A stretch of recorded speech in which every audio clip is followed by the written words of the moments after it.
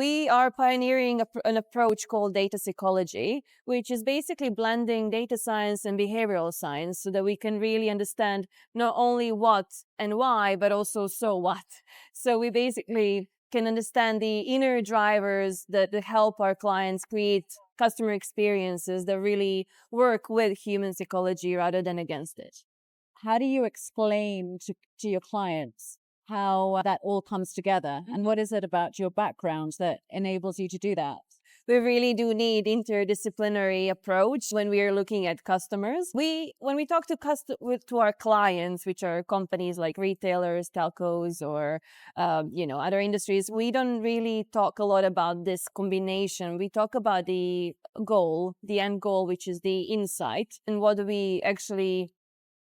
are we aiming for? So it's about language, but at the same time, in terms of, to answer your question about how I ended up combining all these fields, I think my path has always been combining and connecting the dots. So I have a master's degree in advertising. I have a PhD in computer science. And as I say, I was always deeply interested in psychology. So this is how we ended up studying KUBIK. My business partner, Patrick Fagan, he's a psychologist, and we just found that data and psychology are basically like mac and cheese. They really work well together. What are some of the applications that you've used in your methodologies in psychographic profiling, etc.? We had a very interesting case study where we worked with one of the largest cinema brands, and we had a very simple task, and that was to increase popcorn sales. So what we did was we looked at their loyalty card transactional data and then combined that with a survey. And then we used unsupervised machine learning to actually understand what are the natural underlying groups of customers or customer personas that exist.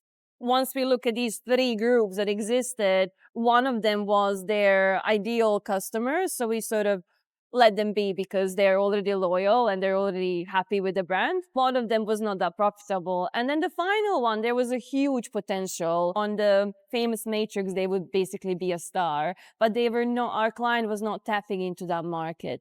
And these were women who are basically very ambitious, very conscientious, and that means they're very focused on the sense of justice. So what we did was we actually introduced communication that really resonates deeply with their psychology.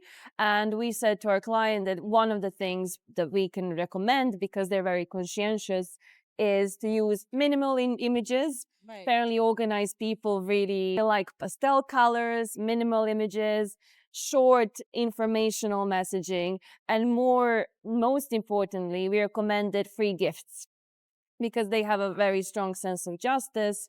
Once we give them a free gift, a bag of popcorn, they will actually feel like they owe us something. Right. So the next time they come back, they will buy popcorn. Exactly, reciprocity.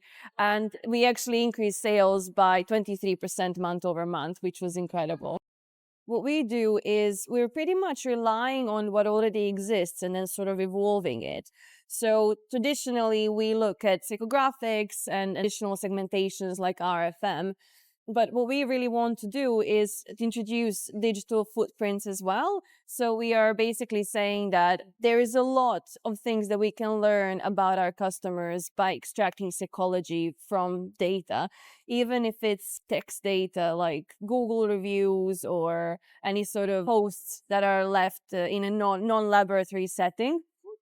Because realistically, everything we do in our lives is dictated by our psychology. So the way that we dress, the way that we talk to people that we date, all of these things are very much driven by our personality and our inner drivers. And that really doesn't change in the way that we shop online. So if you look at your shopping basket and the shopping basket of a person in front of you in a queue, you can actually see these are two different worlds. Exactly. Do you think that humans are hackable? And I think they are to a point. I think everybody's very complex. Otherwise, we would just be robots.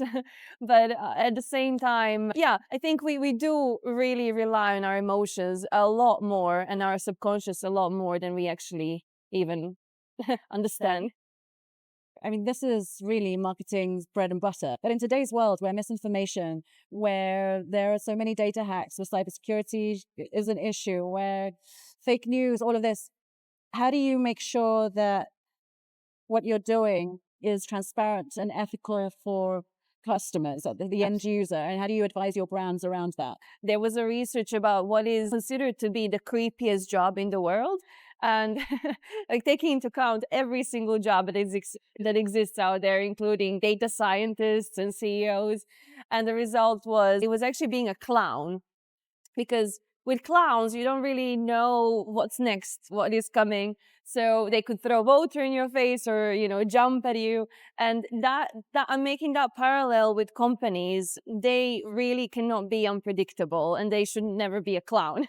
So what that means is don't be creepy, and just be very the very good advice, be very transparent. I think that is rule number one. Be very transparent about what kind of data you are collecting, what kind of what will you do with that data. It's very important for you to state that if you have loyalty cards, you need to actually put that into terms and conditions. But nobody reads these anymore, so it's also important to sort of speak about it more openly. Obviously, never share data unless you say that to your customers. And also, the last thing is important that I want to mention is customers should have the option to opt out.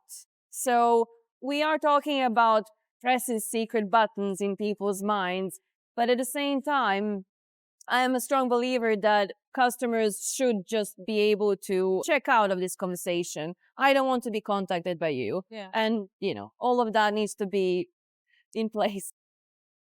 There is a tension point when you write the brief, and then especially within the creative agencies, and then you have to work with the creatives, and you're kind of giving so many constraints. How do you see that evolving? This is something that is only going to, with AI in particular, it's only going to become more and more frequent. Mm-hmm. How do you see yourself more as a catalyst and as a challenger for greater work versus a prison of creative? I think the future is definitely hyper-personalization.